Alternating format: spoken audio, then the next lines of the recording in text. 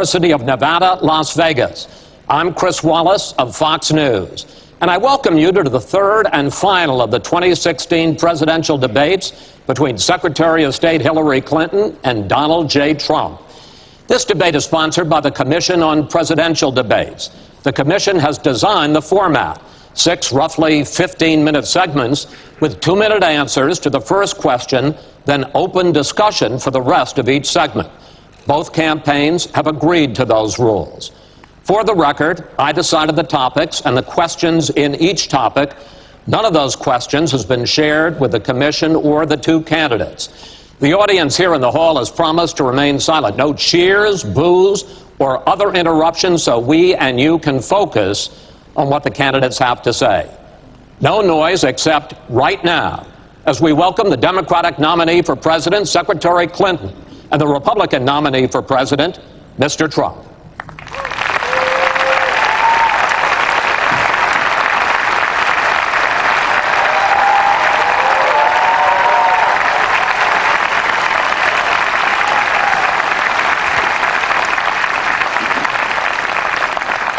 Secretary Clinton, Mr. Trump, welcome. Let's get right to it. The first topic is the Supreme Court.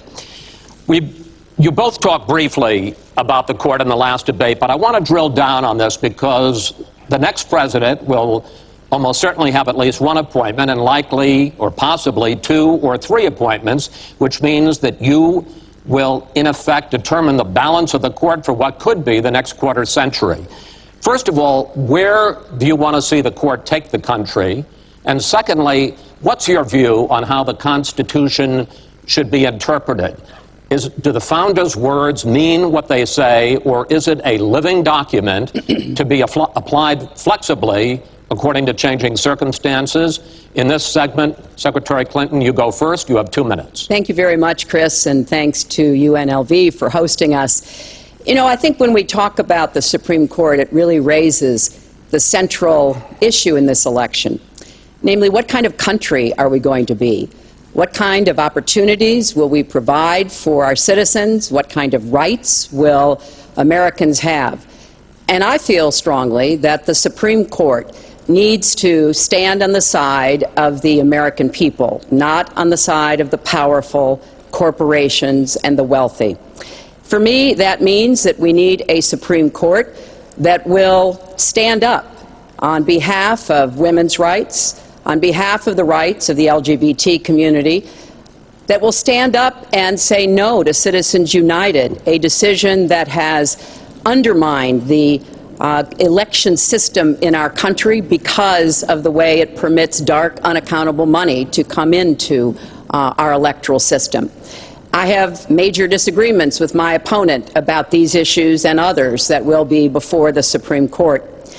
But I feel that at this point in our country's history, it is important that we not reverse marriage equality, that we not reverse Roe v. Wade, that we stand up against Citizens United, we stand up for the rights of people in the workplace, that we stand up and basically say the Supreme Court should represent all of us. That's how I see the court, and the kind of people that I would be looking to nominate to the court would be in the great tradition of standing up to the powerful, standing up on behalf of our rights as Americans.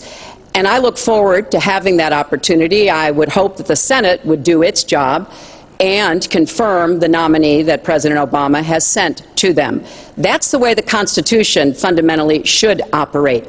The President nominates, and then the Senate advises and consents or not, but they go forward with the process. Secretary Clinton, thank you. Mr. Trump, same question. Where do you want to see the court take the country, and how do you believe the Constitution should be interpreted?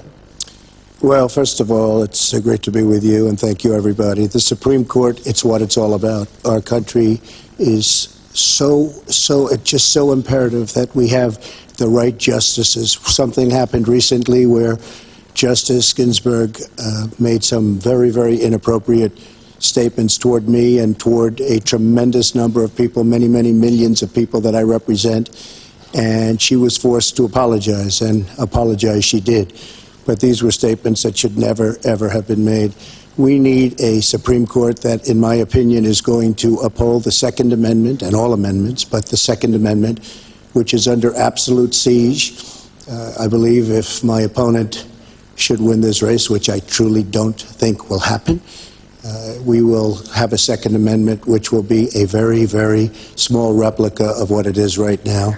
But I feel that it's absolutely important that we uphold because of the fact that it is under such trauma. I feel that the justices that I am going to appoint, and I've named 20 of them, the justices that I'm going to appoint will be pro-life. They will have a conservative bent. They will be protecting the Second Amendment. They are great scholars in all cases, and they're people of tremendous respect.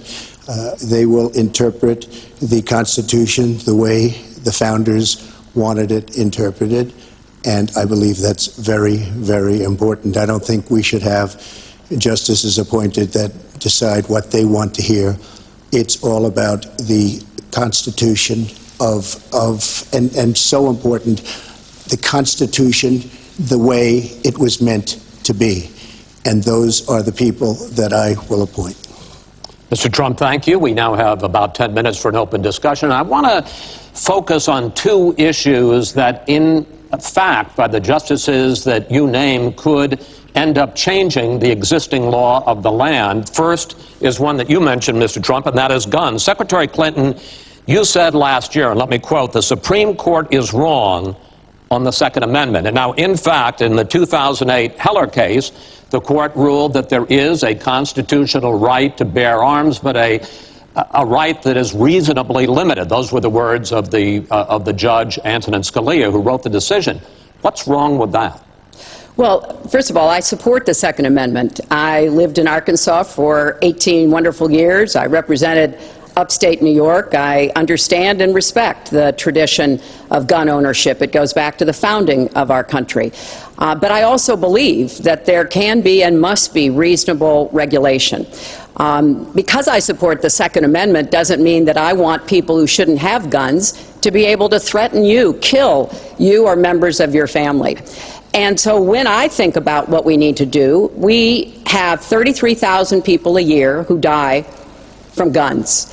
I think we need comprehensive background checks, need to close the online loophole, close the gun show loophole. There's other matters that I think are sensible, that are the kind of reforms that would make a difference, that are not in any way conflicting with the Second Amendment. You mentioned the Heller decision, and what I was saying that you referenced, Chris, was that I disagreed with the way the court applied the Second Amendment in that case, because what the District of Columbia was trying to do was to protect toddlers from guns, and so they wanted people with guns to safely store them.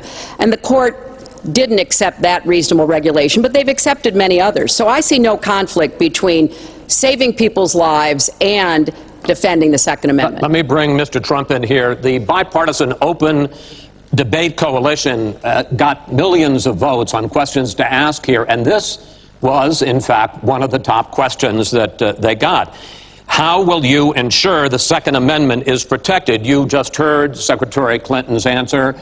Does she persuade you that while you may disagree on regulation, that in fact she supports a Second Amendment right to bear arms? Well, the D.C. versus Heller decision was very strongly, and she was extremely angry about it. I watched. I mean, she was very, very angry when upheld. And Justice Scalia was so involved, and it was a well-crafted decision. But Hillary was extremely upset, extremely angry, and people that believe in the Second Amendment and believe in it very strongly were very upset with what she had to say. Well, let me bring in Secretary Clinton. Were you extremely upset?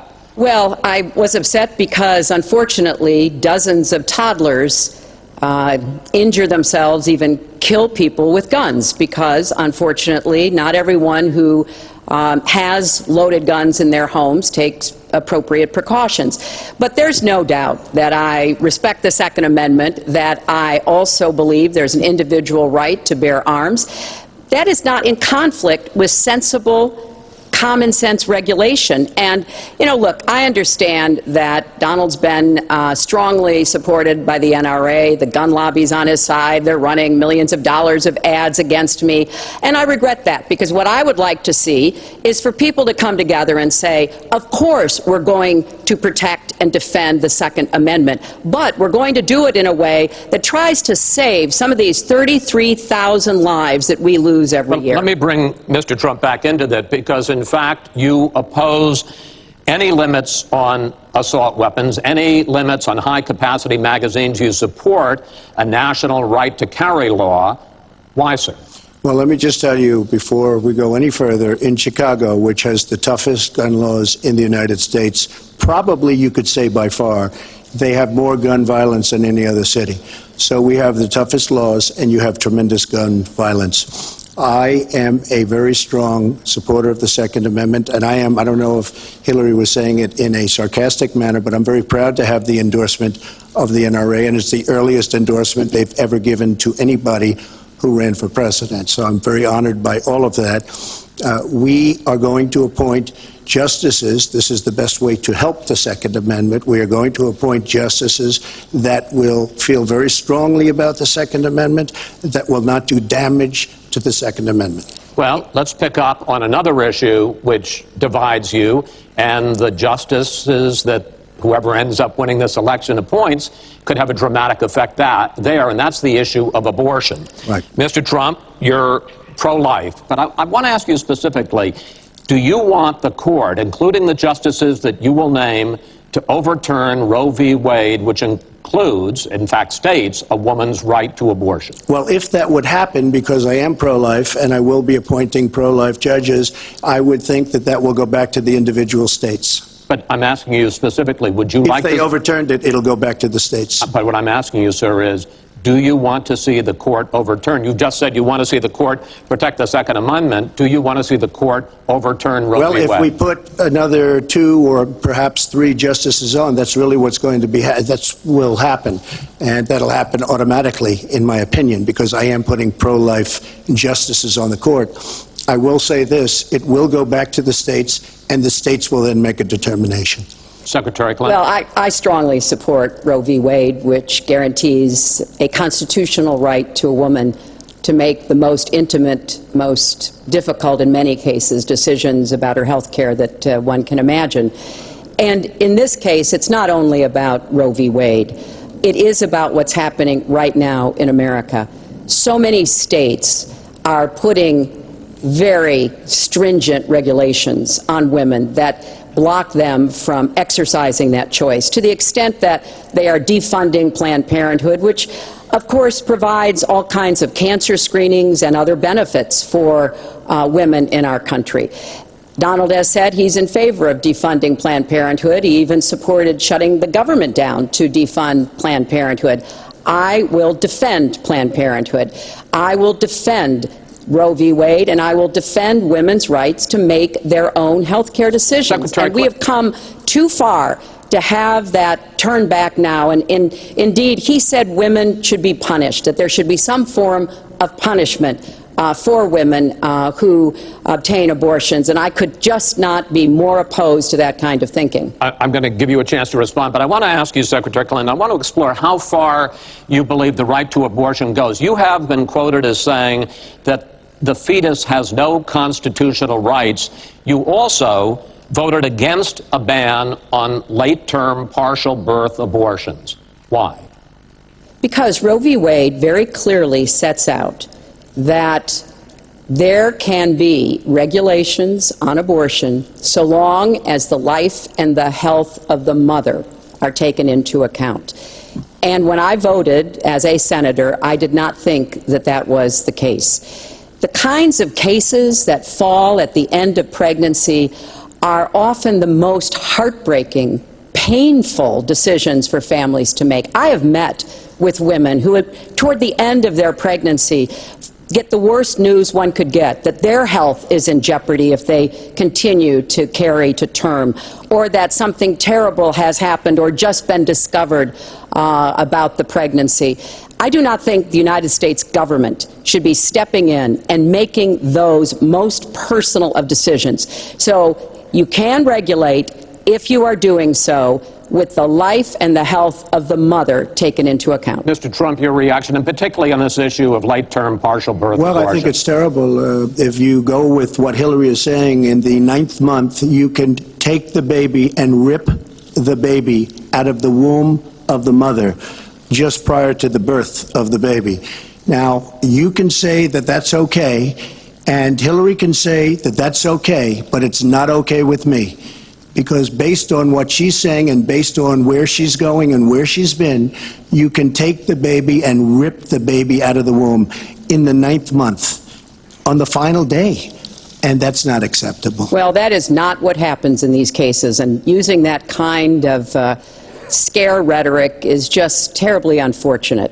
You should meet with some of the women that I've met with, women I've known over the course of my life. This is one of the worst possible choices that any woman and her family has to make. And I do not believe the government should be making it. You know, I've had the great honor of traveling across the world on behalf of our country. I've been to countries where governments either forced women to have abortions like they used to do in China, or forced women to bear children like they used to do in Romania. And I can tell you the government has no business in the decisions that women make with their families in accordance with their faith, with medical advice, and I will stand up for that right. All right.